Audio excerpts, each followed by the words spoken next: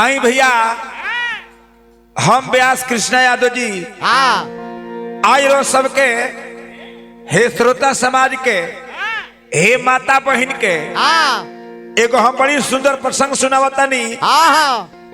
ई प्रसंग बा शिव पुराण से और उनके निक लागी हमारे गुरु बहन लोग गुरु भाई लोग बड़ी शिव चर्चा करता तो शिव चर्चा लागी प्रसंग बा वो लोग सुनी आ गुनी तो आशीर्वाद दी ये हमरा विश्वास बा। आ वो अकेले नहीं खे शिवलाल बाबू अकेले नहीं खे केकरा से दुगोला बा केकरा से ऊंचा से नहीं कहो भाई वीरेंद्र चौहान सीमा जिला के आन बान सन ब्यास हुए ढेले से दुगोला गोले बड़े आज पाला परल बड़े आज बुझा जाई कि कितना पानी में बा। सुनत चौहान जी ताको है ने ई प्रसंग शिव पुराण के बा। भक्त कहले के हे भोला बाबा हे शिव शंकर जी हे प्रलंकर जी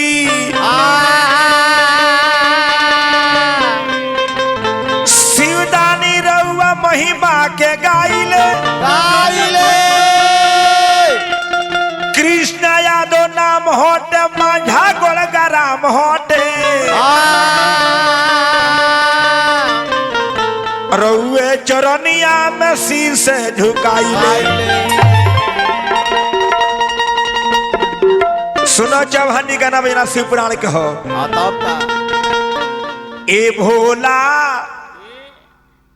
ए भोला अरे गावतानी आज हम दुगोला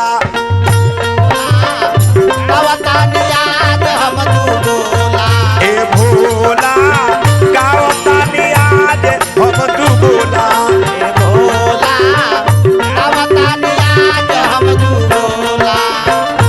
ए भोला गावतानी आज हम दुगोला लोला खातिर आइल बाड़े लोला खातिर आइल बाड़े चौहान होई लोला ए भोला गावतानी आज हम दुगोला ए भोला गावतानी आज हम दुगोला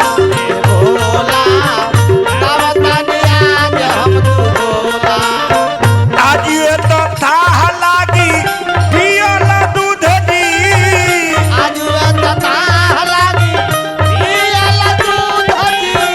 होई मुकाबला एक कदम सूध जी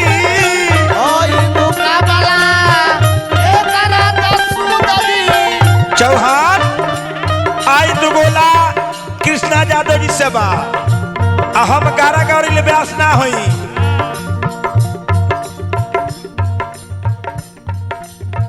हम प्रसंग गाइले गवाइले आ छोड़े तहत गावे के परी ध्यान दो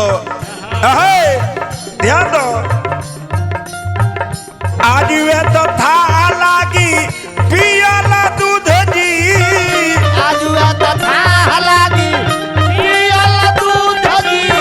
होई दुगोला आज वे तो सुध जी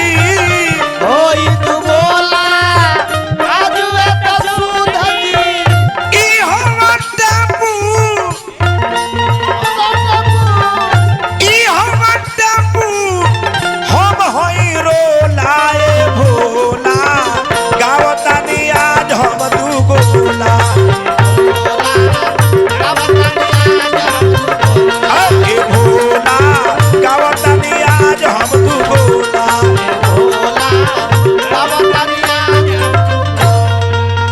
चौहान टेम्पो हवन हम रोला हई देखा दुगोला के गठाव तनी चौहान जी कहानी शिव पुराण के बाद ध्यान दी हो।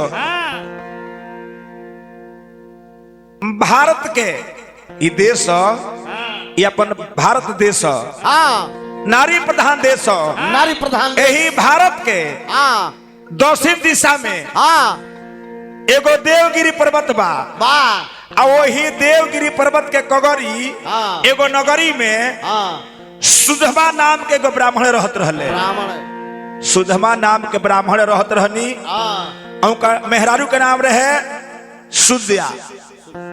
सुधर्मा ब्राह्मण के मेहरारू के नाम रहे सुद्या। उस सुधमा ब्राह्मण धर्मात्मा रहले। उनके मेहरारू सुद्या पतिव्रता नारी रहली। हाँ आ भोला बाबा को लोग परम भक्त रहे। परम शिव जी का परम भक्त रहे लोग। हाँ ए बबुआ उनकर काम रहे ब्राह्मण देवता के लइकन के पढ़ावल हाँ लिखावल। लिखावल आ भोला बाबा के परम भक्त रहले। हाँ शिव चर्चा लोग के बड़ी मान सम्मान करसु। हाँ एक एगो बात के दिक्कत रहे मनोरंजन बाबू, कौन ये दोनों बेकत के हाँ एको गो संतान नहीं खान। ओ सुदमा नाम के ब्राह्मण हाँ सुदिया मेहरार उनकर बाड़ी दोनों प्राणी दुखित बालो लइका के वियोग में। कैसे बबुआ हो केना हो लाखों उपाय पंडित जी कहनी, दवा बीरो करौनी, हाँ ओझा गुनी से देखावनी। देखवनी मेहरारू कहली के रुआ परम भक्त भोला बाबा के बानी। बानी आ तब एगो बेटा बेटी नहीं खे। हाँ। ई खानदान कैसे चली, ई राजपाट का होई। ई बात पंडित जी के बड़ी दुख लागल। अब पंडित जी से पंडिताइन कहली के कोनो जोग उपाय करी कि बबुआ हमने के हो जाओ। कैसे बबुआ रे,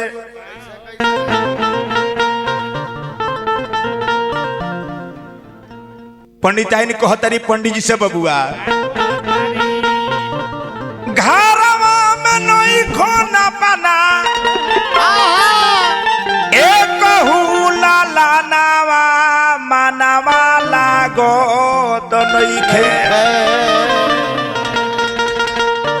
हे स्वामी जी बेटा नहीं खे, ई राजपाट कैसे चली। चली मन लागत नहीं खे। हाँ चौहान बताना मारतारी, ताना हैरुदल बताना मारतारी, हाँ। अरे सुनीलो भाई बताना मारतारी, है ना लोग ताना मारता। हाँ पंडिताइन कहतरी पंडित जी से कैसे कहतरी बबुआ कैसा कहतरी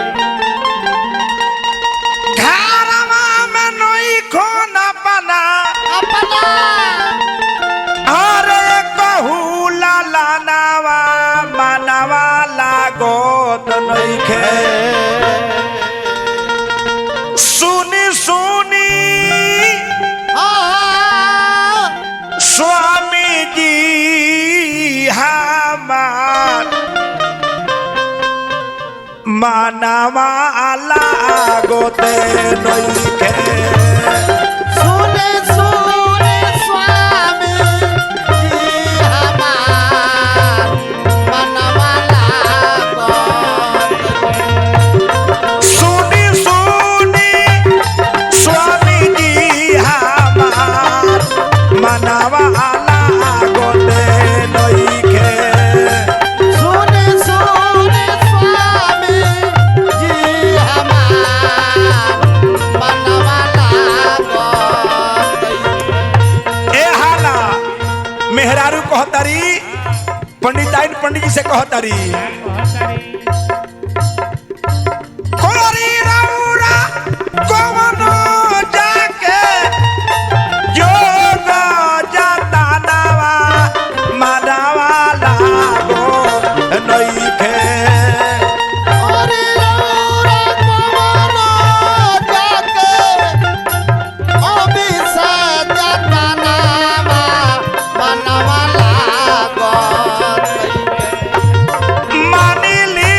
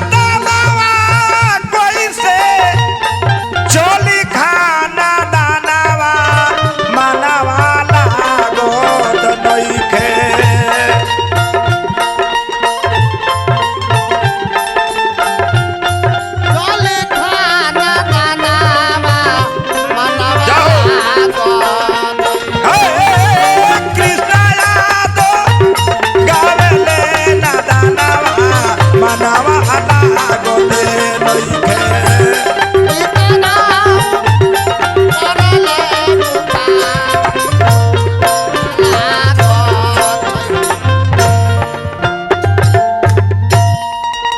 पंडिताइन कहली पंडित जी से कि बेटा नइखे ई राजपट कैसे चली हमनी के भोला बाबा के भक्त हई सो आ तबो हमनी के ई हालबा कौन उपाय करी तभी है पंडित जी ढेर जोग जब कैले तब हो लइका ना भई पाणे जी तब सुद्या अपना पति देव से कहतरी कि हमारे को छोट बहन बिया को नाम बा घुसमा ओकरा से हम बियाह और करावतनी रउरा कॉली और हमनी के खानदान चल जाई मेहरारू के बात जब सुनले पंडित जी तो कहनी कि ना हे प्राण प्यारी ऐसा बात मत कहो आज बियाह करबू आ बिने तरह सौतिया डा हो जाई बिना सौतिया डा हो जाई कहली कि ना पति देव ऐसा हम ना करो हमारा बहन है छोट ओकर नाम घुसमा बा हम बियाह करावतनी खानदान चल जाई अहो भागबा तब मेहरारू के बात मान के देखी ना समय ऐसा बा एगो उ समय रहे एगो ई समय बा कि मेहरारू हो के अपना पति के दोसर का बियाह अपना बहन से करावतारी एहू बराबा ये हमनी के मेहरारू सुनलो सजी दोसर बियाह करत रे तो काहे सुनील भाई गावल बजावल कहिए छोड़ देबलू अब चौहान फेरे में पड़ जाए रुदल भाई फेरे में पड़ जाए हम तो फेरे में पड़ जाए ए बबुआ उहे घुसमा से धूमधाम से बियाह करवली बियाह जब होई तब पंडित जी अपना साली के घरवाली बना के आ घरे लेके आवतनी भाव लगता बबुआ कैसे आओ मन जा बाबू बेरा में तनी निरुल के भाव लगता आई एम कृष्णा यादव चौहान जी ध्यान दो ई गाना बजना होता कहे ना ध्यान दो पंडित जी के आरे भइला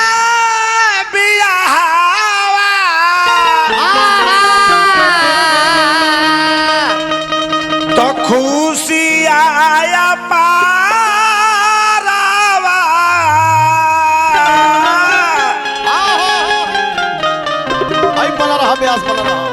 भइले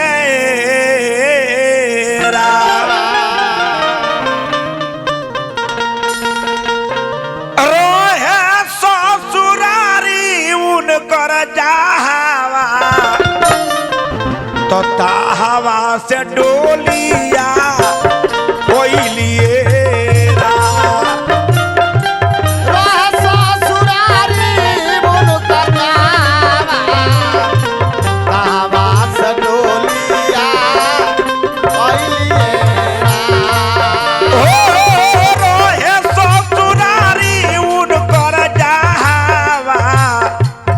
हवा से डोलिया कोइलिए रा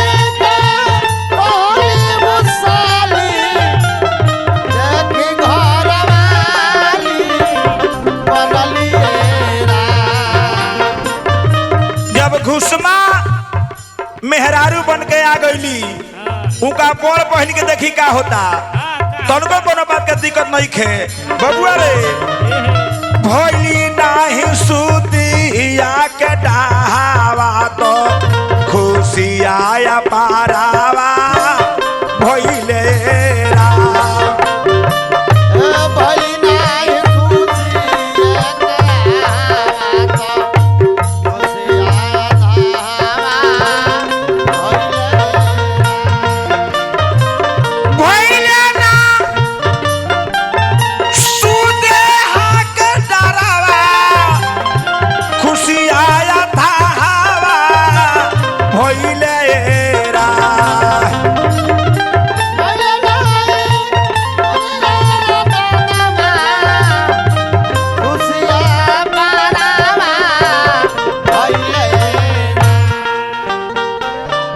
धरी है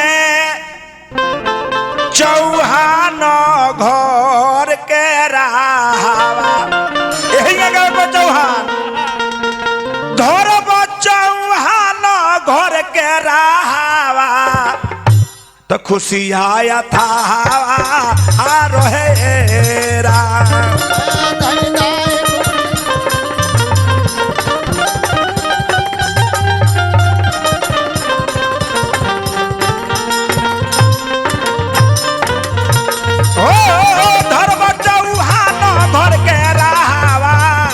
खुशी आया था हवा अरोहेरा